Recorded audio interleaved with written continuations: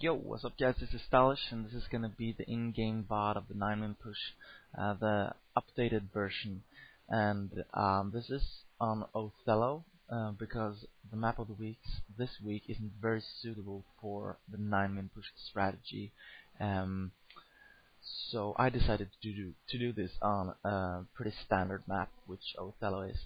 And this is again played versus a Swedish friend of mine called Special, and I'm sure he will get B+ this season, so he's definitely a pretty good Zerg. I'm not going to talk so much about the build order here because it's an 9minPush and you should know how to execute it. And if you don't know it, check out the build order VOD in my thread on teamliquid.net and stylish FPVODs. No, not .net, just stylish FPVODs.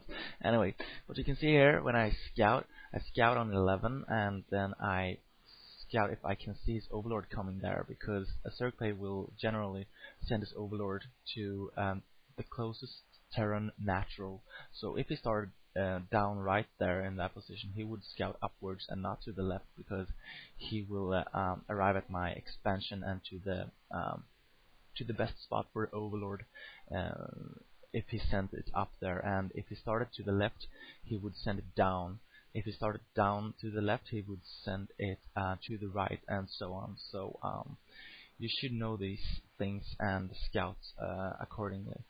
So when I saw his drone there up to the left, I didn't actually scout his main there because I knew he wasn't gonna be there, because his drone scout was well, if he didn't have a hatchery, he was gonna scout with his drone earlier if he was doing any sort of 9 pull, and he wasn't taking his expansion. So basically I knew that he wasn't starting there, so I didn't have to based on the timing of his drone scout there, I didn't have to scout that main location. So then I found his location actually pretty fast here, and I think I only made one marine. Oh no, I made 2 marines. So my command center is actually like 1 marine delayed, but that isn't really a bigger problem. But one thing that you should know is that unless you scout his 12 hatch, you should keep making marines until you have scouted it. And if you scout it in time, you can cancel marines and then put up the command center as fast as possible. And if you scout him on the last try, I actually suggest that you put your command center on the well, behind your ramp, so you can just float it later on, because it's really risky to do this kind of build versus a 9 pull, especially 9 pull speed. Well, actually, if you encounter a 9 pull, you should just make the barrack and then make a bunker with that SCV, finishing the barrack, putting the bunker in your natural, and then just placing the command center. The supply counts will be a little bit different to the 9minPush then, but the order in which you make the buildings will still be the same. Only difference is that you make a bunker in the beginning. So also be sure that if he makes 8 Zerglings, you should have 2 SCVs blocking the ramp, because then he will try a run by, because you will only have like 2 or max 3 marines when he arrives at your base. So if he tries to run by, you have to have those SCVs blocking the ramp there, because he's not going to attack the bunker. Let's see, what's there to talk about here. I think my push actually got delayed this game by about 20 seconds or something like that, but that doesn't really matter. I didn't play like my best here.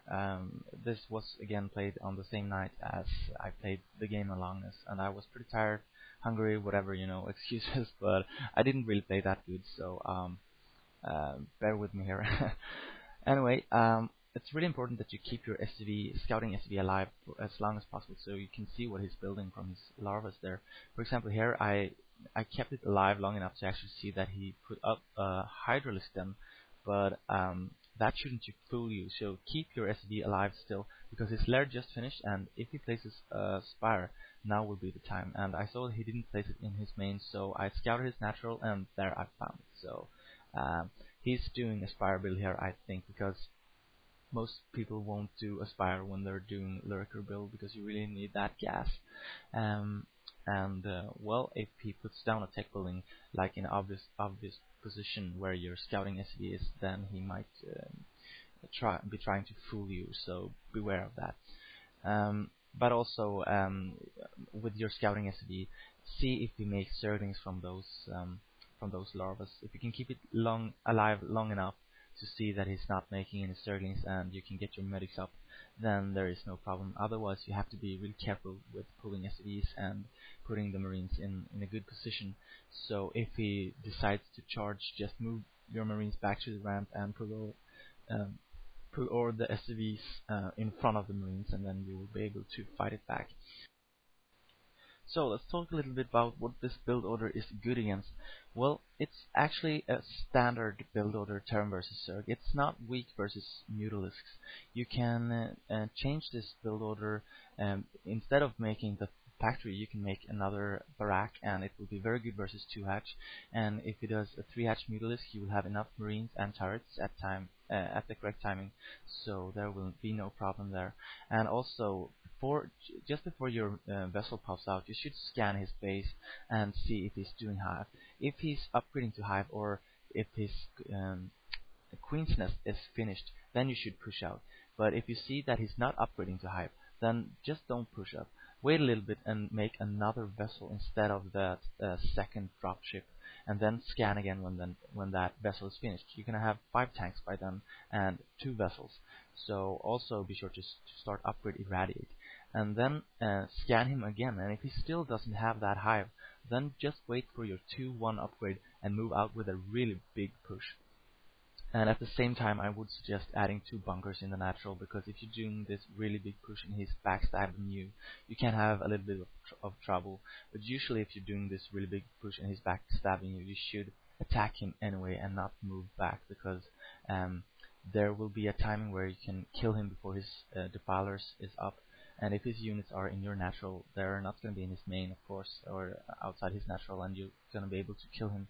And well, basically kill the defiler mound as well, and he won't be able to fight this big army once you've killed his natural and his main, if he only has 1 expansion.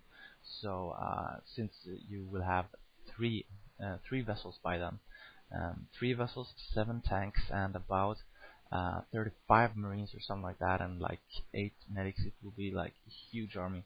And that's the main reason why Zerg players in Korea aim to upgrade tech to hive rather fast, because if you don't, the Terran player is just going to do this, and then they're just going to run you over. So it's a really good strategy versus all those different strategies that a Zerg player can do.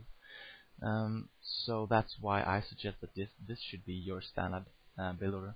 I actually tried to play with the we call it the Artosis strategy in Team Liquid, but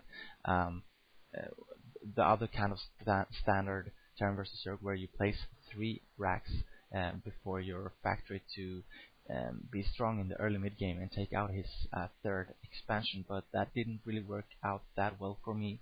Well, it worked out, but I didn't feel comfortable playing that style. So I don't know, I'm gonna work a little bit more on playing that style, and then I might do a VOD about that.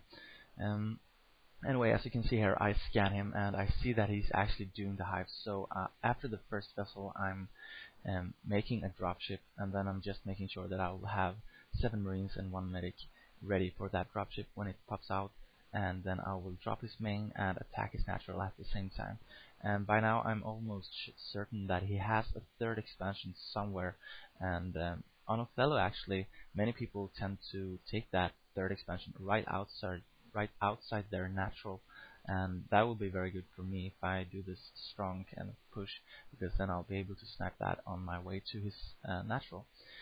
So as I said earlier, I didn't really play that well. I do some micro fuck-ups, but it's nothing big, and overall it's a pretty decent game anyway.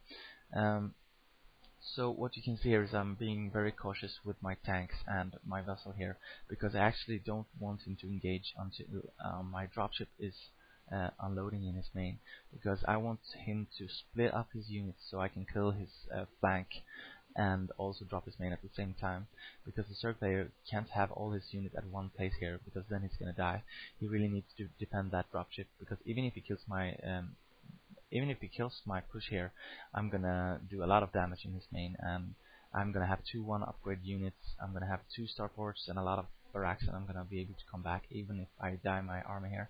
But usually that army is gonna be strong enough anyway. So as you can see here, I didn't dematrix my dropship. You don't have to dematrix your dropship. Sometimes it's better to dematrix the tank. And in this case, he was gonna do a big flank on my army, and then it's better to just save that dematrix to dematrix a tank. And if you do that, you're gonna be in a really good position.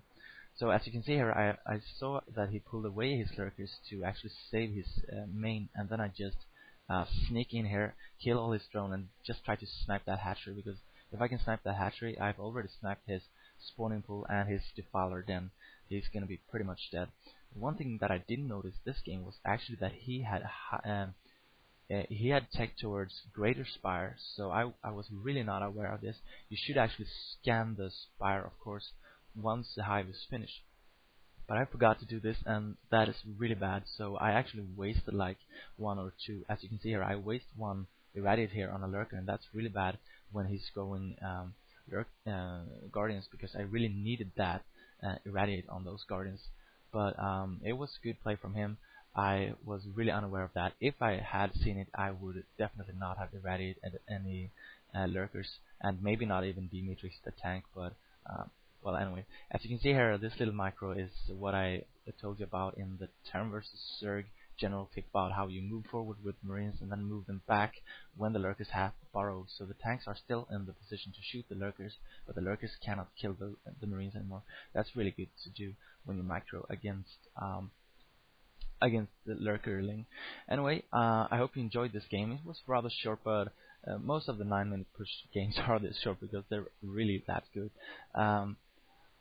Well, I'm gonna do a freestyle VOD now. Well, first I'm gonna sleep because it's really late here. I stayed up to watch Lekaf Oz versus KTF, and oh my god, you have to see that.